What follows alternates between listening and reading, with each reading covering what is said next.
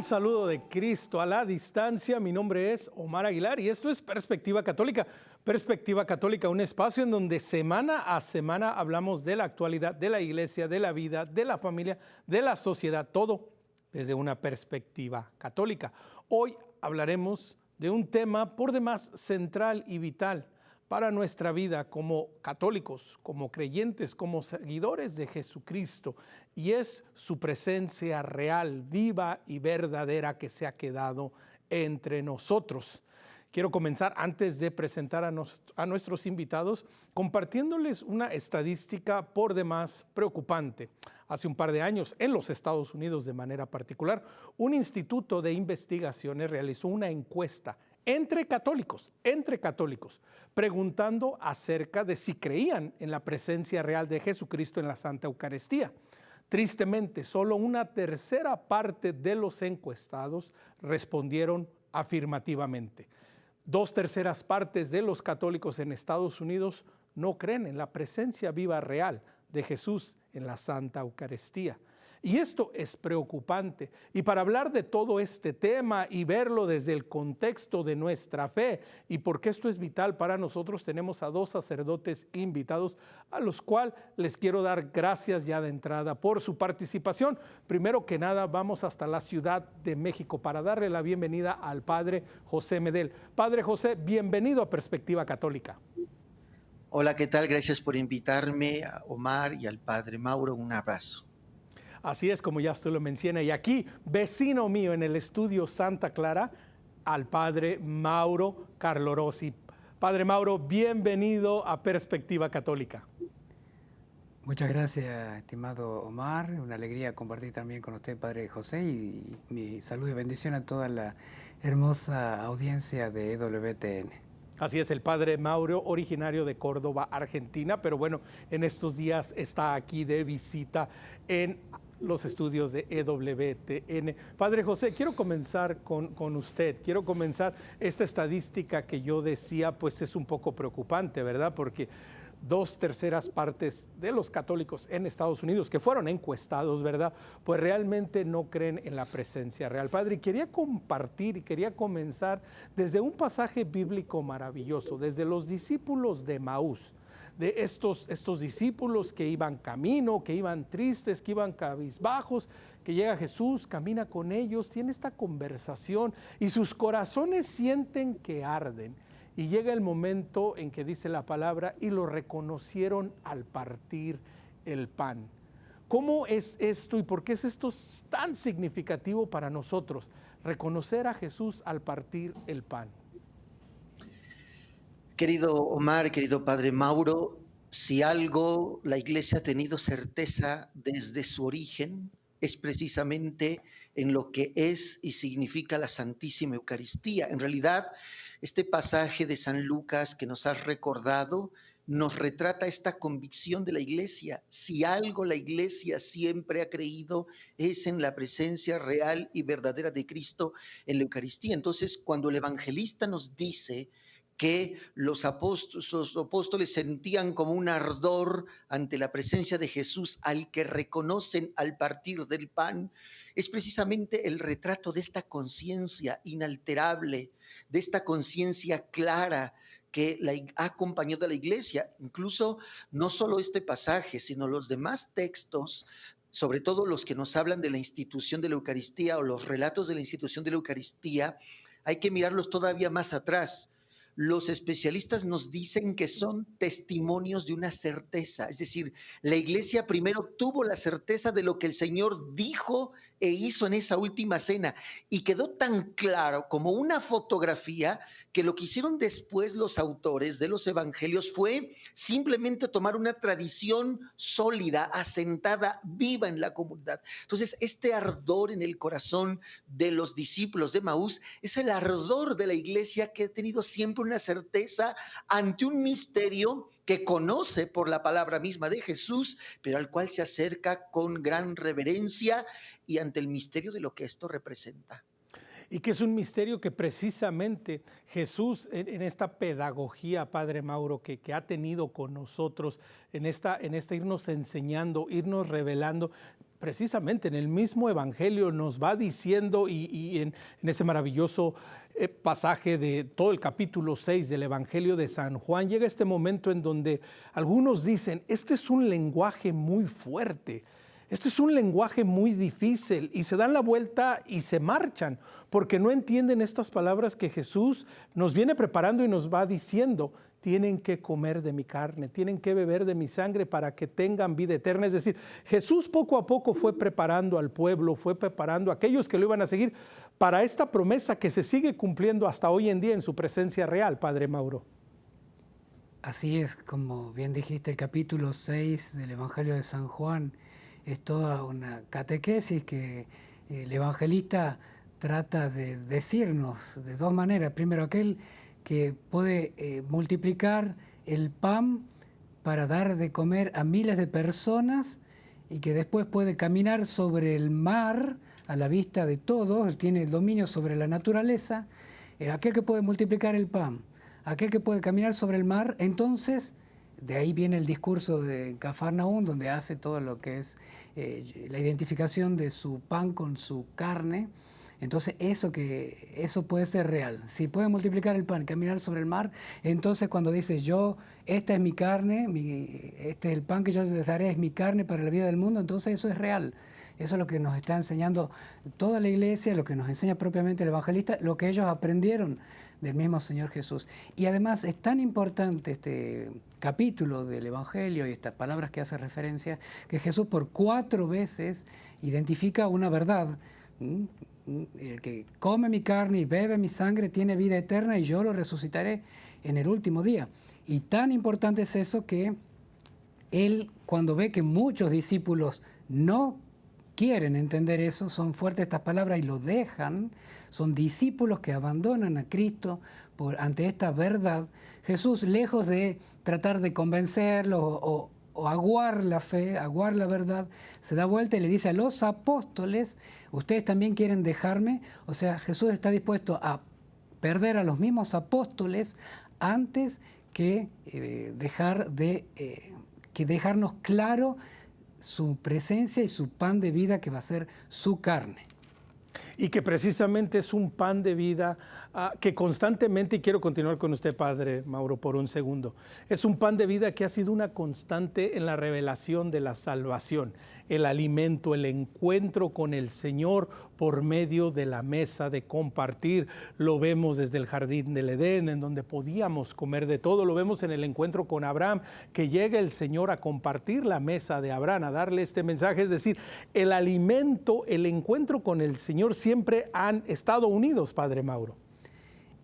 Así es, al punto que el Papa Benedicto XVI solía decir, Dios se hizo hombre para poder hacerse pan.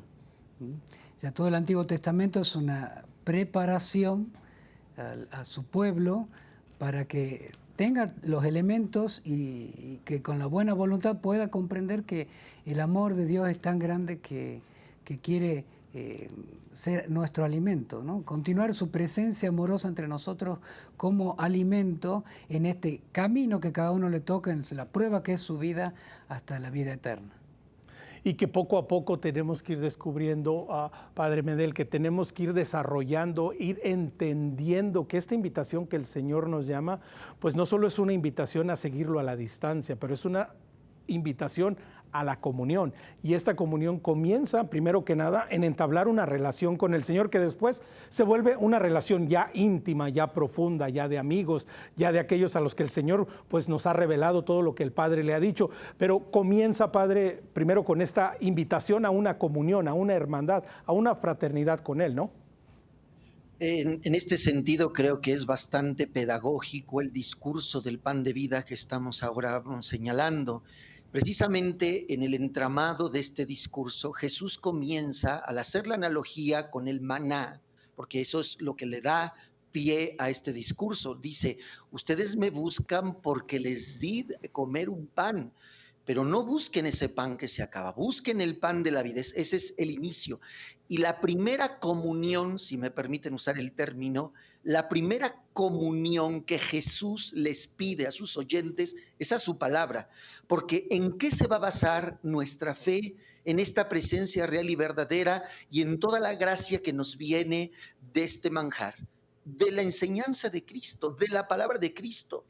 El Papa Juan Pablo II en la encíclica Ecclesia de Eucaristía hace una analogía al hablar de María y la Eucaristía, dice, así como el creyente, así como María, perdón, le dijo al ángel fiat, o sea, le dijo amén, hágase, así sea tu palabra en mí. El creyente lo hace cuando ante el sacerdote le dice el cuerpo de Cristo y el creyente dice también un amén. ¿Qué significa este amén? No es solo un amén al decir está aquí Jesús en el pan, no, sino que yo sé que está aquí por su palabra. Por lo tanto, la primera comunión con Jesús es con su palabra.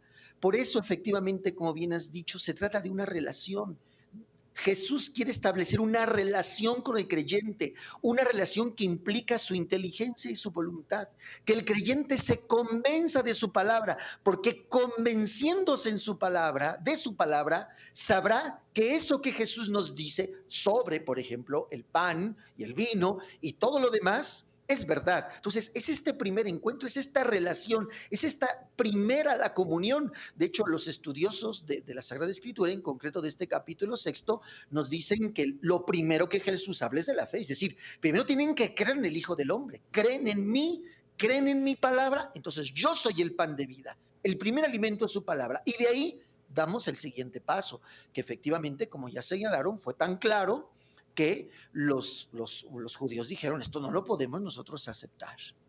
Sí, y que nos va llevando poco a poco y ciertamente lo vamos viendo, Padre Mauro, que es una pedagogía que requiere que el creyente también haga un compromiso concreto de esta relación y lo vemos de manera sumamente clara, ¿no? En el libro de Hechos de los Apóstoles, en ese segundo capítulo, en donde de manera concreta se dice, los creyentes se reunían a las enseñanzas de los apóstoles, a la hermandad y a la fracción del pan. La importancia de reconocer que este compromiso con Jesús en su presencia real, en la Eucaristía que se ha quedado, Padre Mauro, conlleva una serie de pasos que tenemos que seguir a la par de como lo hemos venido haciendo a lo largo de la historia. Así es, por ejemplo, este bellísimo himno del Adórate Devote, allí se manifiesta cómo en la Eucaristía el fiel debe reconocer que en este sacramento, la vista, el tacto, el gusto fallan y solamente debe prestar consentimiento a aquello que escucha. Y lo que escucha es la voz de la Iglesia, la voz de Cristo, que en los evangelios, en la enseñanza de la Iglesia, en la cual le dice, aquí estoy yo, ¿no? Y el Señor, por supuesto, como dice, espera una respuesta, porque amor con amor se paga, y todo en la fe siempre es una invitación que Dios nos hace a creer, a sentir en la verdad, en su grandeza, a seguirlo, a creer en su palabra, como dice el Padre José, y ahí está un grandísimo acto de humildad y de reconocimiento de que Dios actúa así, e irrumpe en la historia y en nuestra vida y que pide una respuesta. Cada católico con la Eucaristía o es a favor o en contra. Ante semejante revelación, semejante don, toda nuestra vida es una respuesta a la Eucaristía. Y eso se ve claramente en lo común de nuestro modo de participar en la misa, en la adoración. Todo es una oportunidad de responder al misterio tan grande de ese don de Dios. Y Padre José, hablando de este tema, aunado a lo que está diciendo el Padre Mauro, a esta respuesta, a lo largo de la historia, hasta no hace mucho tiempo, pues era de alguna manera algo que se valoraba y que se aceptaba. ¿Cómo ha sido esta respuesta a lo largo de la historia de la Iglesia a la presencia real? Es decir, pues a lo largo de la historia como que siempre había sido muy, muy concreta. Es ahora en los últimos tiempos y ya hablaremos un poco más adelante de cómo, ¿verdad? Desafortunadamente esto se ha ido diluyendo, es la falta de fe, no sé, ya lo iremos viendo. Pero a lo largo de la historia, ¿la Iglesia ha tenido dificultades en aceptar esta verdad? La Iglesia nunca ha tenido estas dificultades. Podríamos decir que la primera gran disidencia, así como tal, o digamos, encontronazo con esta verdad de fe, se va a dar en la Reforma Protestante. Los primeros siglos, los documentos, por ejemplo, de los padres de la Iglesia, está muy clara. La Iglesia siempre tuvo esta conciencia. La primera parada, digamos, la podríamos encontrar por allí del siglo IX, en las famosas controversias eucarísticas, donde lo que se cuestiona no es la presencia de Cristo en la Eucaristía, lo que se cuestiona es cómo creer que Cristo está presente en la Eucaristía cuando nuestros sentidos gustan, ven, sienten, pues, en una palabra muy genérica, sienten pan y vino y no otra cosa extraordinaria. Entonces, los primeros esfuerzos por explicar esto se dan a partir del siglo IX, ya con más fuerza a partir del siglo XI, que es cuando empieza el estudio más profundo de la teología sacramentaria con el influjo de la escolástica y todas estas cosas. Pero incluso estas reflexiones que se dan en este periodo no son para contestar si Cristo está presente en la Eucaristía. Esa es la premisa. Está presente. Es más, si nos vamos siglos atrás, por ejemplo, Tertuliano, para hablar de la resurrección de los muertos, va a fundamentarlo en la Eucaristía.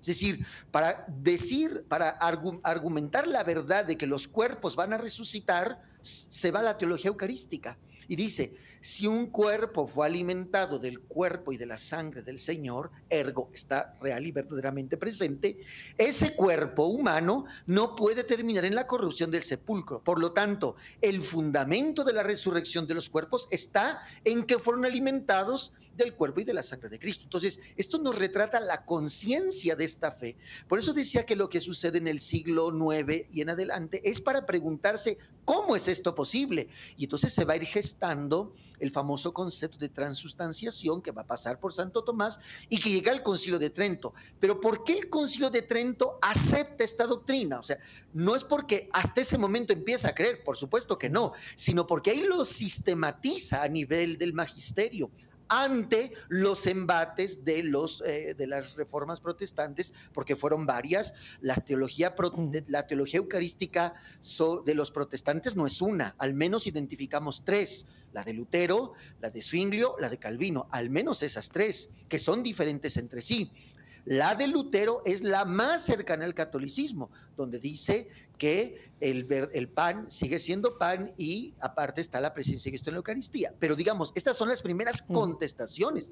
La Iglesia confirma esta doctrina en el Concilio de Trento y hasta la fecha. Entonces la Iglesia nunca ha dudado de esta doctrina y de la fe en esta presencia. Y que hoy en día, Padre Mauro, precisamente, desafortunadamente, ¿no?, por el acceso tal vez a demasiada información, a demasiado conocimiento, si lo queremos ver así, nos hace a veces pensar, ¿no?, que es parte de lo que somos el dudar, que está bien el dudar, que bueno, así se ha venido haciendo, pero como bien lo dice el Padre José, ha sido una constante de la Iglesia, de los santos, de los mártires, de aquellos que han dado su vida, de que han dado su testimonio por aceptar esta verdad y que no ha sido cuestionada dentro de la Iglesia, siempre desde afuera. Entonces, como ya moviéndonos un poco a nuestros tiempos, Padre Mauro, ir también creando conciencia que como parte de la Iglesia estamos llamados a aceptar esta gran verdad y a conocerla. Así es, así es. Ahora, lo que decías, las impugnaciones eucarísticas, como decía el Padre José, recién en el siglo XVI, con Lutero, hay otro tipo de impugnación a la Eucaristía, que es la impugnación personal, ¿no? Que el mismo siglo IX, VIII, si recuerdan el milagro eucarístico del anciano, tal vez, y creo yo, es el más antiguo, justamente tiene que ver con un sacerdote, monje basiliano, que en Italia, en la consagración, él dudaba. O sea, si bien la Iglesia lo enseñaba con claridad y era parte de la enseñanza tradicional, él dudaba, y esa duda que él tiene, este sacerdote, bueno, no ha sido solamente de él. A lo largo de la historia, cada ser humano se va a plantear esta cuestión y va a llegar a un punto de quiebre en su interior entre aceptar esto y cómo es y cómo se da hasta que se resuelva. No es por decir, no es algo que está inscripto en un momento en el siglo VIII, por ejemplo, la duda de este monje basiliano, ¿no? Es algo que este conflicto interior de cada ser humano ante la verdad, ¿cómo respondo? Y porque supone una verdadera humildad de acallar los sentidos, de acallar la mente soberbia que quiere llegar a explicar encima de Dios y no asentir al misterio, a algo que lo va a sobrepasar. Bueno, por supuesto el Señor ya con este monje basiliano acude y en este milagro eucarístico muestra su presencia cuando la apariencia de pan deja de tener apariencia de pan, pasa a tener de carne, y de la misma manera la sangre empieza a ser vista hasta el día de hoy, ¿no? Cuando se lo estudia. Entonces, creo que todas las impugnaciones hasta el día de hoy que va a haber, que son de nivel personal y también hoy que las hay doctrinales, sin embargo el Señor con los milagros eucarísticos hoy está diciéndonos a una sociedad que hace mucho caso a la ciencia, y bueno, también yo por la ciencia me puedo hacer reconocer y están los milagros eucarísticos. Y Padre Mauro, quiero continuar con usted por un momento más, porque como bien lo dice, ¿verdad? No solo es este monje, no solo fue este momento específico en la historia, sino es que a lo largo de la historia y hasta hoy en día, ¿verdad? Más de uno de nosotros, pues en algún momento ha dudado, ¿verdad?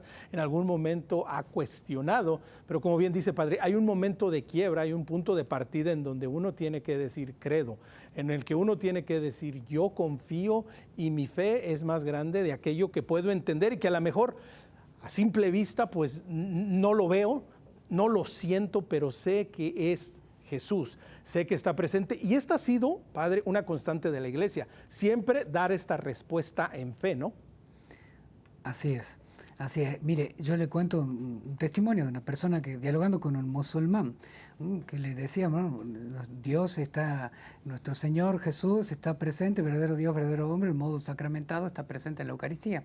Y entonces este musulmán, consciente de la enseñanza de la Iglesia, decía, bueno, eso me parece una locura que digan eso, justamente porque si nosotros musulmanes dijéramos que Dios está en las mezquitas, entonces no lo podríamos dejar nunca solo.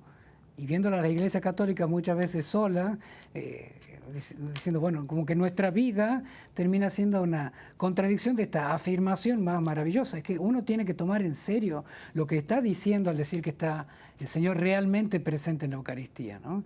Entonces, tomar realmente en serio, porque si no, uno queda como loco en el mal sentido cuando es una verdadera locura de amor de Dios, ¿no? Y esa hay que sentirla con las visitas al Santísimo, acompañarlo, la adoración eucarística. Ese es el modo de dar testimonio con nuestra presencia, nuestro amor, nuestra palabra, de que lo que creemos es real. Y Padre, precisamente quiero continuar contigo, Padre Mauro, por un instante, porque precisamente esa es la particularidad, la genialidad, el amor infinito y la locura del Señor, que podemos voltear a ver otras religiones, otras ideologías, otros pensamientos, y no encontramos nada ni cercano al amor del Dios verdadero, que no solo es un Dios distante, que no solo es un Dios lejano, que no solo puede ser un Dios castigador, pero que es un Dios que se ha querido quedar con nosotros. Y esa es la singularidad y la belleza máxima de nuestro Señor, Padre Mauro, y luego Padre José también añadiendo un poco a este punto, ¿no? Padre Mauro, primero vamos contigo. Bueno, fíjate que yo, católico, puedo decir, sí, Dios está en el cielo, pero también yo puedo indicar, Dios está ahí, está en el sagrario, como decía el santo cura de Ars, allí está el Señor. Puedo indicar para ahí con una locura y decir, ¿cómo puede ser Dios tan bueno? Bueno, en el Antiguo Testamento ya decía, ¿qué pueblo como el nuestro tiene un Dios tan cercano? Y eso era el Antiguo Testamento, los judíos. Y bueno, nosotros podemos decirlo con mucha más vehemencia y radicalidad. Nadie tiene un Dios tan cercano para que yo pueda bajar el dedo que indica Dios está allí y decir Dios está allí en el sagrario. Así es. Padre José, añadiendo a este punto la singularidad, la belleza y la locura de nuestro Señor que se ha quedado con nosotros de manera concreta.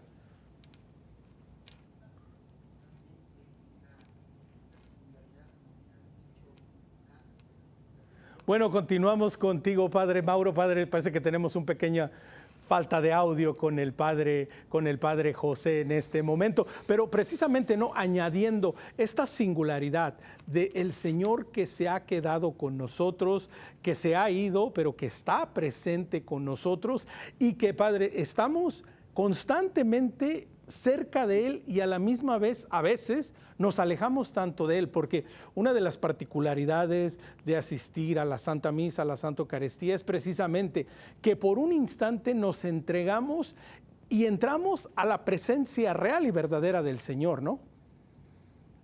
Sí, fíjate que es tan real su presencia y que estando a veces frente a Él o cerca de Él en la iglesia, Él está allí y nosotros a veces estamos en otra parte. Fíjate en el pasaje del Evangelio cuando el Señor era rodeado y aplastado bueno, modo de decir, pero rodeado de tantas personas y que no se podía mover con facilidad y sin embargo una mujer lo toca. Y Jesús dice, ¿quién me ha tocado? Y Pedro, lógico, práctico, dice, todo el mundo te rodea, todo el mundo te está tocando de alguna manera y preguntas quién te ha tocado. Bueno, es que lo mismo pasa en la Eucaristía. Puede haber mucha gente, puede haber mucha actividad, puede haber muchas ida y vuelta y no pasa por el número. Pueden ser pocos, muy pocos los que realmente toquen al Señor, que es decir, que lleguen a ese encuentro íntimo y personal con Cristo que se quedó en la Eucaristía para dejarse, en el sentido de dejarse tener una relación personal, ¿no? Poder realmente acudir al Señor, quererlo, amarlo y encontrarlo. Puede estar rodeado, pero no lo hemos encontrado al Señor. Tenemos al sagrario, pasamos, a veces ni nos arrodillamos, ni hacemos silencio en el templo, ni nos quedamos a visitarlo un poco y a hablarle personalmente. Mira, Santa Edith Stein, siendo filósofa, atea, de raíces judías, el caminito de la gracia tuvo uno de sus escalones, un momento que ella estaba esperando a alguien o algo en la escalinata de la Catedral de Frankfurt. Sí, cuando la ve pasar un día de semana una señora con una canasta que entra a la iglesia. Y entonces, de curiosa, se va y la sigue. Y la ve a la señora, una pobre mujer, trabajadora que estaba tal vez pasando un momento muy difícil en su vida, arrodillada frente al sagrario. Y entonces esta señora, filósofa, Edith Stein, dice, en la sinagoga y mezquita se reúne cada religión, en su día se reúnen. Y esta mujer vino acá un día de trabajo normal, vino a hablar con alguien. Y ahí le dio como una especie de clic, diciendo, claro, acá hay alguien. Acá hay alguien. Y de eso se trata, saberse encontrar con ese alguien que está allí. Exactamente, saberse encontrar con ese alguien que está ahí, que no es nadie más, sino nuestro Señor Jesucristo, que se ha quedado con nosotros. Vamos a tomar un pequeño corte. Ya lo sabe, si quiere conectarse con nosotros, escríbanos a nuestro correo electrónico, perspectiva@ewtn.com. También dele like a nuestra página de Facebook, en donde constantemente estamos actualizando y poniendo todos los programas. Estamos en Facebook como Perspectiva EWTN. No se vaya, regresamos después de este breve corte.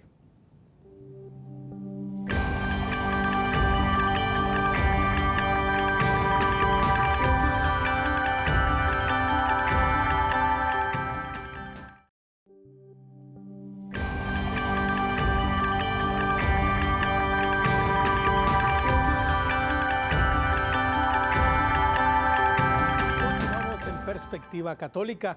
Estamos teniendo una charla, una discusión y aprendiendo y también meditando profundamente acerca de la presencia real y verdadera de nuestro Señor Jesucristo en la Santa Eucaristía, que se ha quedado con nosotros hasta el fin de los tiempos, hasta que Él vuelva. Y para esto tenemos a dos sacerdotes invitados y les damos gracias de nuevo por continuar con nosotros. Padre José, tuvimos unos pequeños detalles técnicos, pero ahora sí que ya lo tenemos de regreso y quería volver a ese punto que estuve compartiendo con el Padre Mauro, acerca de la particularidad, la singularidad, la locura del Señor que se ha quedado con nosotros de una manera especial que no lo encontramos en ninguna otra religión, ni en ningún otro pensamiento, ni en alguna otra ideología en el mundo entero.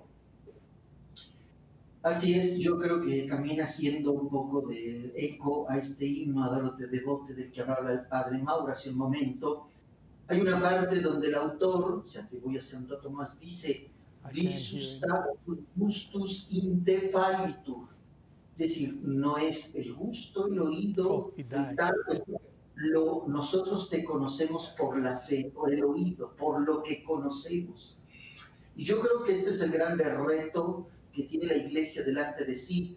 Decías tú mismo, Omar, hace un momento, que hoy tanto conocimiento a lo mejor nos ha hecho perder el centro de esta fe que nos debe maravillar, pero más bien yo creo lo contrario. Pienso que es la falta de catequesis, la falta de conocimiento y la falta de testimonio de lo que significa esta presencia la que va a hacer arder a otros en esta fe, en esta enseñanza tan fundamental, porque creer en esta locura de Dios, en esta cosa que está fuera de toda proporción, que si ya no fue, que digo, si fue suficiente la grande entrega de amor del Hijo de Dios en la cruz, a eso le añadimos esta locura, esta cosa inimaginable que va fuera de toda proporción, le añadimos esta presencia eucarística, quiere decir que a nosotros nos toca algo más, y creo que es donde a veces pudiéramos estar fallando. La catequesis eucarística a veces se obvia demasiado, y más bien la gente no cree. ¿Por qué? Porque no ha sido suficientemente catequizada. Los niños, tal vez cuando están en la formación que los prepara a recibir este sacramento, tal vez intelectualmente algo se les dice, pero no se ven en la iglesia, o no se ve una iglesia viva, ferviente en la Eucaristía, que les haga creer en esto que decíamos ya hace un momento, la iglesia ha creído por siempre. Entonces, nos hace falta penetrar todavía más en este misterio, y este es el grande reto que tenemos por delante. Y Padre José, déjame continuar contigo por un instante, porque es un punto central para nuestros tiempos, para las personas, para los católicos del siglo XXI. No hay una respuesta concreta, obvia, pero ¿en dónde fallamos? ¿En dónde fue que la sabiduría de la iglesia, en dónde fue que aquello que se transmitía por el testimonio, por el compartir, en donde ciertamente la mayoría de los creyentes pues no tenían estudios teológicos, estudios avanzados, pero que vivían una fe plena, una fe convencida, y que pasaban esta fe, y de pronto nos encontramos hoy en un mundo con un gran acceso a información, a formación, pero aún así estamos ante una situación en donde desafortunadamente en países, y lo vuelvo a repetir una vez más, como en Estados Unidos, pues estamos sufriendo tremendamente por una situación en donde dejamos de creer. Porque yo creo que se nos ha olvidado cómo es que la iglesia educó por siglos. La familia siempre fue, a lo mejor no se usaba la expresión que ha tenido Carta de Ciudadanía a partir de Familiaris Consortio, es decir, la familia como iglesia doméstica. Si bien no se decía así, no vamos a encontrar un texto al menos de unos 200 o 300 años para atrás que utilicen esta expresión, pero la familia sí sabía iglesia doméstica. Quienes transmitían esta fe era la propia familia, no era la catequesis, no era ir a la iglesia que me enseñaran el catecismo que Cristo estaba presente en la Eucaristía, eran los mismos padres, su participación en la misa dominical o en la misa entre semana, que también no era tan asequible como lo es hoy, pero era la misma familia la que transmitía, porque fíjate, se transmite una tradición. ¿Qué significa tradición?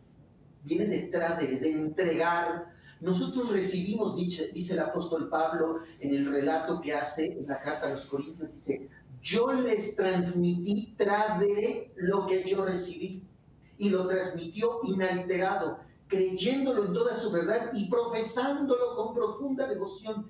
Eso es lo que hicieron las familias por siglos, y las familias eran la primera escuela de la fe. Yo creo que aquí está uno de los primeros problemas que podríamos identificar del por qué hoy las generaciones ya no creen en la presencia de Cristo en la Eucaristía. Tal vez los papás mandan a sus hijos al catecismo y nosotros hacemos sesudos programas de formación catequística con los más modernos métodos pedagógicos y didácticos para transmitir la fe. Y tal vez lo hacemos, pero la Eucaristía es una experiencia, es un encuentro con una persona.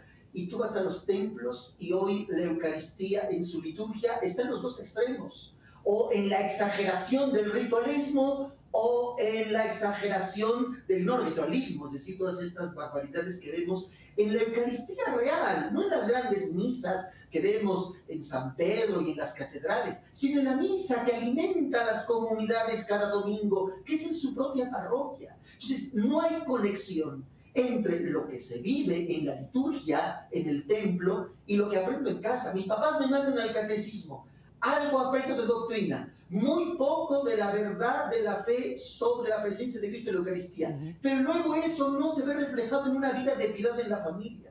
Entonces, yo creo que en estas conexiones es donde hemos estado fallando. Si pensamos que adoctrinando a los niños vamos a hacer que crean en Cristo la Eucaristía, pues estamos fallando al modo como Jesús nos reveló la Eucaristía, que es precisamente el capítulo 6 de Juan del que ya hablábamos. Entonces, yo creo que hay elementos que no nos hemos atrevido a aceptar y por lo tanto a afrontar, que es lo que nos está llevando hoy en esta poca fe en las familias y en las personas sobre esto que estamos hablando. Y Padre Mauro, mientras escuchaba al Padre José, se me venían estas palabras, ¿no? Creo, Señor, pero aumenta mi fe. Es decir, dentro de la familia, dentro de la iglesia, dentro de los creyentes, a veces precisamente ese es uno de los puntos a seguir trabajando, que creemos, pero tal vez nuestra fe no es lo suficientemente fuerte para creer totalmente, para someternos y decir, Señor mío y Dios mío, como lo dijo el apóstol. Entonces, Padre Mauro, ya entrando en esta parte, ¿no? ¿Qué podemos ir haciendo para que esto se vaya acrecentando y que este primer creo se convierta en realmente un completo y total creo, Señor? Bueno, en mi humilde entender, la piedad o la fe eucarística es tan importante. Hago como una analogía. En los templos góticos, como está la estructura del techo, es fundamental la piedra que une las dos laterales y de alguna manera que se sostiene el templo desde arriba. Es un gran misterio y una gran proeza arquitectónica, ¿no? De esa manera es como una piedra sillar, entonces la Eucaristía. Si se desarma eso, se rompe todo el edificio de la fe. Y eso tiene que ver también con la cuestión de los consagrados. Nosotros sacerdotes tenemos que asumir en la grandísima tarea como la de los apóstoles en el capítulo 6. Es el Señor el que nos mira de frente y nos dice, ¿ustedes también quieren dejarme? Como en el punto clave de su revelación, los mira a los apóstoles y les está diciendo, lo que hagan ustedes es muy importante. Entonces el sacerdote, en la misa, en la adoración, en la liturgia, ahí es la fuente donde es el espejo del amor eucarístico para la sociedad. De ahí un papá, una mamá, saben que si para el sacerdote es importante la Eucaristía, entonces debe ser que es importante para nosotros también, para vivirlo y para enseñarlo. Entonces, de la caridad litúrgica, podemos decir, el buen trato del Señor, depende la caridad fraterna. Tratando bien al Señor, entonces, porque lo amo tanto a Jesús, entonces encuentro a Jesús también en el prójimo y puedo dar la vida porque Jesús me enseña a dar la vida por el prójimo. Pero si le pierdo el respeto al Señor en la Eucaristía, en el destrato, en la falta de silencio, de reverencia y de lo que la Iglesia nos manda en el misal para celebrar la misa, entonces, ¿qué leen las personas, los padres, las madres? Bueno, entonces cada uno hace lo que quiere. Y entonces la Eucaristía no es tan importante si no se la adora correctamente, no se le da ese ámbito sagrado a la iglesia, a la adoración. Entonces el papá y la mamá, cuando tienen que llevar la cruz de las dificultades en la vida matrimonial, en la vida familiar, en la vida de fe, en educación de la fe, pierden la referencia de lo sagrado, porque ya para el sacerdote no es tan importante, entonces tampoco para nosotros. Bueno, eso es fundamental, cómo se celebra la misa, cómo se le adora al Señor, para que cada fiel católico encuentre en la liturgia un manantial, una fuente que le ayude a decir, es importante la Eucaristía y quiero que mi familia asuma como importante la Eucaristía. Y Padre José, aunando a estas palabras que dice Padre Mauro, la importancia también de reconocer que este encuentro con Jesús en su presencia real, pues no solo es una invitación a un momento concreto durante la Santa Misa, venir y recibirlo, pero que también puede ser un constante, es decir, hacerlo parte de mi vida, 1 hora a la semana, media hora a la semana, de acuerdo a mis posibilidades, de acuerdo a donde vivo, y muchas veces salir del engaño del decir no tengo tiempo, porque el ser humano encuentra tiempo para todo, pero a veces lo que menos encontramos tiempo como católicos es para el Señor, Padre José. Sobre eso que comentas, dos cosas, un poquito para enlazarlo también con lo que decía Padre Mauro. El Papa Benedicto XVI, apenas con unos meses de elegido Papa, participa en la Asamblea Diocesana de la Diócesis de Roma, de la que era obispo, que trataba precisamente sobre la Eucaristía. Y ahí dice una frase: no hay mejor catequesis sobre la Eucaristía que la Eucaristía bien celebrada. Y por analogía podríamos decir todo lo demás. No hay mejor catequesis sobre la adoración eucarística que una adoración bien realizada. Lo que quiero decir con esto, y entonces lo conecto con el segundo punto, que es lo que tú estás comentando, es precisamente que a nosotros nos está faltando en esta transmisión de la fe, esta experiencia auténtica, porque además esto nos abre a un tema todavía más amplio. El problema de que la gente no vaya a adorar a nuestro Señor al sagrario no es solo porque no lo vaya a adorar, simplemente la gente hoy no reza. La gente no descubre el valor de la oración, porque tal vez nosotros los mismos sacerdotes, los mismos pastores no transmitimos su valor. Y no me refiero a estas tendencias que hay a pensar en la oración con un sentido mágico, sino el encuentro con una persona que es Jesucristo, que cuestiona mi vida, que me ayuda a darle rumbo a mis decisiones, que está presente en mi actuar, que no es solamente una cuestión espiritual que está allá en el cielo y yo aquí en la tierra. Precisamente tú hablabas de eso, ¿no? Que el Señor está tan presente que lo podemos señalar con el dedo, está allí. ¿Por qué está allí? Porque está a nuestro lado, camina con nosotros, quiere ser el alimento, la fuerza. Pero yo, como les explico a mis feligreses, una persona entre más deporte haga, mejor necesita alimentarse. Hoy hoy la gente está de moda ir al gimnasio, el secreto está no en cuánto tiempo estás en el gimnasio y cuántos ejercicios haces, sino una buena alimentación. Exactamente lo debemos entender igual.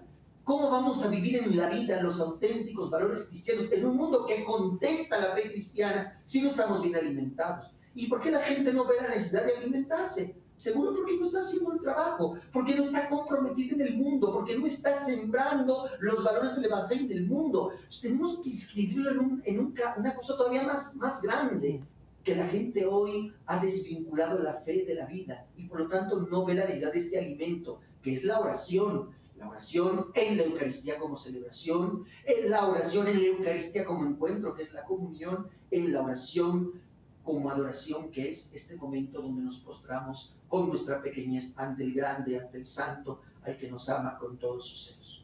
Y que, Padre Mauro, pues vamos viendo y vamos como entendiendo, ¿no?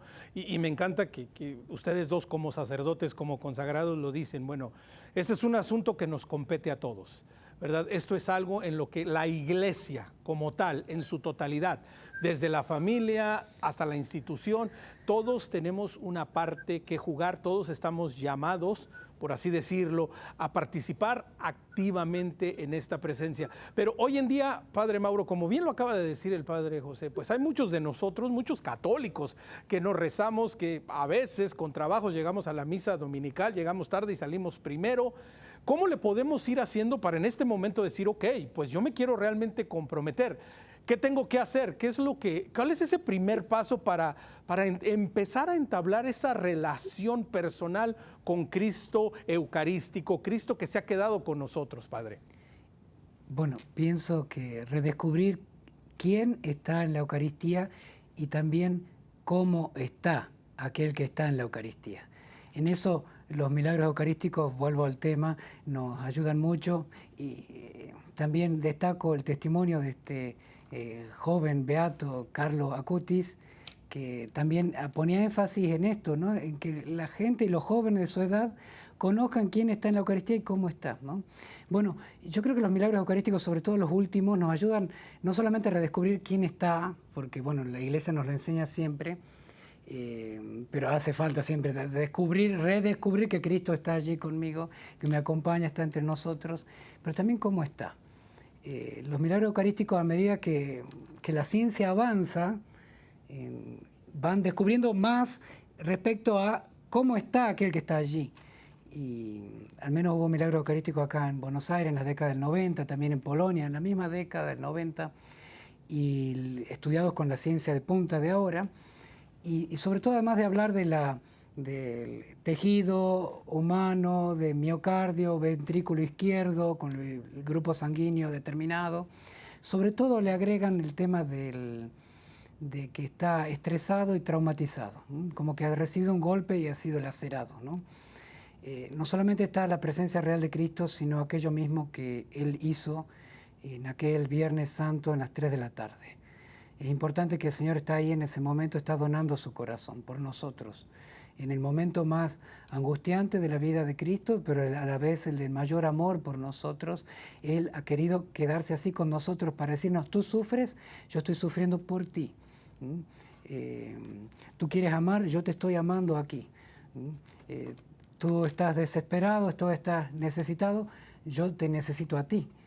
Y mostrándonos así su gran amor, el mayor amor, la mayor misericordia de Dios. Lo que hizo el Señor aquel Viernes Santo a las 3 de la tarde, bueno, ese está allí, presente en la Eucaristía con nosotros. Redescubrir eso, quién es y cómo está. Bueno, ese es un punto que a jóvenes y adultos ayuda mucho entonces a comprometerse. ¿Cómo lo voy a dejar solo? ¿Cómo no lo voy a amar? Creo que la realidad misma de quién está y cómo está el que está ahí, bueno, es como una expectativa para que una persona de buena voluntad redescubra su fe. Padre Mauro, me gustaría continuar contigo un instante por esto que mencionas. Cristo real y presente en la Eucaristía es un acto de amor, es un acto de misericordia y es un compromiso que el Señor sigue tomando con nosotros a no dejarnos. Después de la pandemia en el mundo entero, pues hemos visto, ¿verdad?, desafortunadamente un incremento en problemas de salud mental, en suicidios, en gente que vive estresada, que vive bajo diferentes presiones, y no está de más recordarles que Cristo, con su misericordia y su amor, nos está esperando en la Santa Eucaristía. Exactamente, el Señor nos está esperando, un Dios cercano, un Dios tan bueno que nos está esperando, y de alguna manera que a cada uno que llega a la Eucaristía el Señor lo está mirando, y mirando, como dice San Manuel González, mira, y el Señor mira como si no tuviera que mirar a nadie más que aquel que lo está mirando, ¿no? Allí está la respuesta. Si hay un drama en el tema de la pandemia, como mencionas, es ese tema de haberlo dejado solo al Señor, de haberle privado al Señor la presencia de sus fieles, y por lo tanto es tiempo de redescubrirla, volver a la fuente. Aumentan los males es porque nos falta ir al bien que el Señor está dando allí en la Eucaristía. Volvamos a Él. Sí, tenemos los problemas de la juventud y los problemas de salud y los problemas de la soledad, de la depresión que tanto han aumentado. Bueno, volvamos a Él, hagamos esa pastoral sanitaria, por decirle así, llevando a personas a Él, que es el verdadero doctor del alma. Y que, Padre José, también esto nos va ayudando a tal vez no caer en el conformismo, en el querer poquito, porque bueno, venimos saliendo de toda esta situación y en el mundo entero, ¿verdad? Desafortunadamente pasamos muchos tiempos sin poder asistir a la Santa Misa, sin poder recibir a Jesús, sin poder participar en la vida sacramental. Entonces, más de una persona dirá, bueno, pues estoy bien, ya no necesito hacer eso, y de pronto caemos en este conformismo. Y tenemos que descubrir que como bautizados, que como hijos de Dios, no estamos llamados al conformismo, como en su momento lo dijo el Papa Benedicto, ¿no, Padre José? Exactamente, yo creo, igual como está señalando, que los grandes retos que vive la fe en general es precisamente esta vida cómoda que este mundo nos ha planteado como posibilidad, entre comillas, para ser felices. Y a veces también eso lo llevamos a la fe, queremos vivir una vida cómoda, una fe sin compromiso, una fe sin lo que implica precisamente creer en Jesús. Santo Tomás de Aquino, el grande doctor, el grande teólogo, tal vez el más grande teólogo de la Iglesia, no sé si él lo será, pero al menos sí uno de los más grandes, más profundos, a su teología eucarística le da dos sesgos muy particulares. Uno pensaría que por ser teólogo, pues son disquisiciones muy profundas con la filosofía y esto. Cuando a Santo Tomás le preguntaban cuál era el fundamento de esta verdad de fe, él decía, está en la palabra de Jesús. Por lo tanto, volvamos a la palabra de Jesús, volvamos al Evangelio, volvamos a lo que le da sentido a nuestra fe, a lo que le da identidad a nuestra fe. Nosotros no creemos en un Dios difuso, creemos en un Dios que se ha revelado y su revelación es Jesucristo mismo, cuya santa palabra tenemos la dicha de escuchar en la iglesia que la proclama y que nos la enseña a partir de la Sagrada Escritura, en su magisterio vivo, en su tradición. Eso por una parte. Pero por otra parte nos lleva, tiene una irradiación en la vida cotidiana, que eso es lo que a veces también nos cuesta trabajo de entender. La Eucaristía no es un rito que se celebra en el templo, es el momento, como bien lo dice el Concilio Vaticano II, es el momento fuente y culmen, hacia donde viene todo y desde donde sale todo, tanto la vida de cada creyente como el ser y quehacer de la Iglesia. Entonces yo creo que volver a este punto fundamental nos va a hacer precisamente redescubrir el valor de la Santísima Eucaristía. Tú comenzaste diciendo algo, no sé qué tan consciente lo dijiste, pero decías, es un pequeño problema de que una tercera parte de los creyentes de los Estados Unidos tengan presencia de Cristo en la Eucaristía.